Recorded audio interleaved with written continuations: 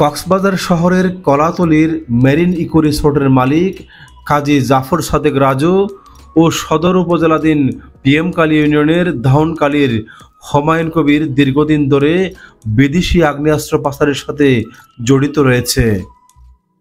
চট্টগ্রামের ফটিকছড়ির জাভেদ নামের আরেক যুবকের সাথে মিলে অস্ত্র চোরাচালানের এই সিন্ডিকেট গড়ে তুলেছিল তারা।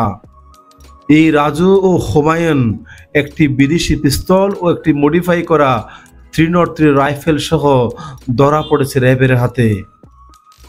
কক্সবাজারে দায়িত্বরত র্যাপিড অ্যাকশন ব্যাটালিয়ন র্যাব 15 মঙ্গলবার রাতে এই অভিযান চালায়।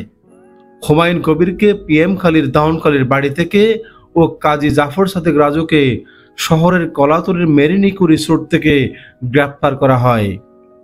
ওই সময় হুমায়ুন কবিরের কাছ থেকে বিদেশি পিস্তল ও 2 রাউন্ড গুলি এবং রাজুর কাছ থেকে 303 রাইফেল ও 5 রাউন্ড গুলি উদ্ধার করা হয়।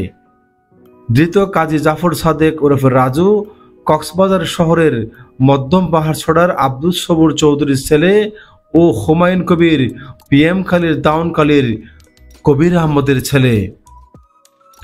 আজ বুধবার দুপুরে এক ব্রিফিংয়ের মাধ্যমে র্যাব 15 সদর দপ্তরে এই অভিযানের বিস্তারিত তুলে ধরা হয়। র্যাব জানিয়েছে, র্যাব সদর দপ্তরের গোয়েন্দা শাখার তথ্যের মাধ্যমে র্যাব 15 জানতে পারে কক্সবাজার সদরের পিএমখালীর ধাউনকালী গ্রামে একজন অস্ত্র ব্যবসায়ীর কাছে কিছু বিদেশি আগ্নেয়াস্ত্র রয়েছে। ওই তথ্যের ভিত্তিতে র্যাবের একটি চৌকস দল বিশেষ অভিযান চালিয়ে হুমায়ুন কবিরকে তার বেডরুম থেকে গ্রেপ্তার করে।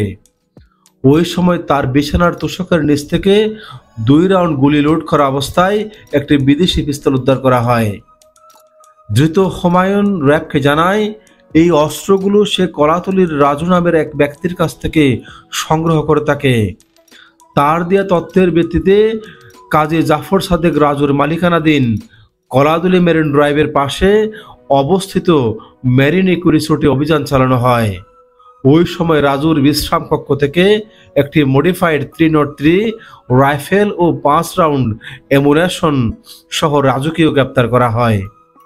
র্যাবের দাবি, ধৃত রাজু ফটিকছড়ির জাভেদ নামের এক ব্যক্তির মাধ্যমে এই অস্ত্রগুলো খাগড়াছড়ি থেকে সংগ্রহ করে থাকে এবং গ্রেপ্তারকৃত হুমায়ুন সহ আরও কিছু ব্যক্তির মাধ্যমে কক্সবাজারের রোহিঙ্গা ক্যাম্প, রামু গর্জনিয়ার চোরাচালান চক্র ও মাদক ব্যবসায়ী সহ বিভিন্ন সন্ত্রাসীদের কাছে 1.5 থেকে 2 লাখ টাকা মূল্যে এসব বিদেশি অস্ত্র দীর্ঘদিন ধরে বিক্রি করে আসছে।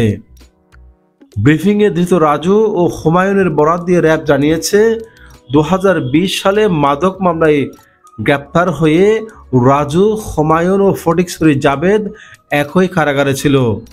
সেখানে তাদের পরিচয় এবং সখ্যতা গড়ে ওঠে। পরে তারা জামিনে বের হয়ে এই অস্ত্র ব্যবসা শুরু করে। কাজী জাফর সাদেক রাজুর বিরুদ্ধে 2টি মামলা রয়েছে, যার একটি মাদক মামলা আর অন্যটি মারামারি মামলা।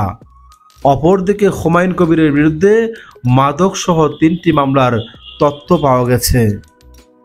র্যাব দাবি করছে, ধৃত রাজু প্রাথমিক জিজ্ঞাসাবাদে র্যাবকে জানিয়েছে, উদ্ধার হওয়া অস্ত্রগুলো মূলত খাগড়াছড়ির সীমান্ত দিয়ে প্রতিবেশী দেশ মিয়ানমার থেকে বাংলাদেশে চোরাচালান হয়। খাগড়াছড়ির একটি স্থানীয় চক্র এই অবৈধ অস্ত্র চোরাচালানের সাথে সম্পৃক্ত। তারা তাদের বিভিন্ন এজেন্টের মাধ্যমে সারা দেশে এই অস্ত্রগুলো সরবরাহ করে থাকে।